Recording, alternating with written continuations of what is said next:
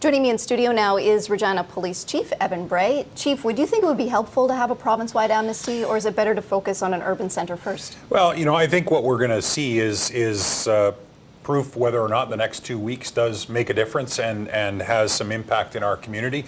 It is something that I think other jurisdictions would look at, and when you have the whole province doing it, that obviously incorporates the RCMP. You have the magnitude of taking that many more guns out of the hands of people who don't really want them, are willing to turn them over, and really preventing them from falling in the hands of someone they shouldn't.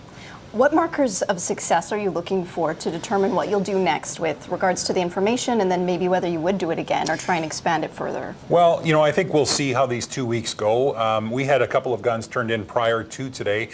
Today, I think we've had 9 calls for service entered where people have phoned us and said, come to my house, I have something I'd like to turn over to you.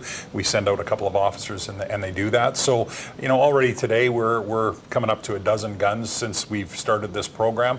I don't know where we'll get to, and I really don't have a target in mind, if we can call it that.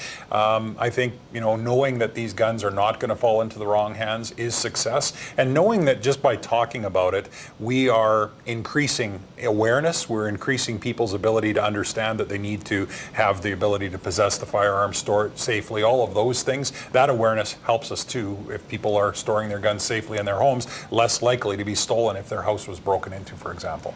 Everyone, though, would like to see gun crimes decrease. Is there evidence in any other jurisdiction that has done a gun amnesty that it has helped reduce gun crime? I don't think so. I know I've heard people, chime in and say they don't think that the gun amnesty works. Well, it's certainly not enough by itself, and we've talked about that today. This is just one thing. We have a whole team of officers set up to focus. Their mandate is firearm crime in our community. We've got some great results this year in terms of number of seizures, number of charges from 2016, but we're seeing gun crime is up in Regina, and the violence that comes with that, the victimization that comes with that, it's a concern to us at the Regina Police Service, but to our city. So the enforcement approach is a wide sweeping approach that we're vigilant on each and every day. This is just another tool, another attempt to try and prevent those firearms from falling into the wrong hands. Police Chief Evan Bray, thanks for your time today. Thank you very much.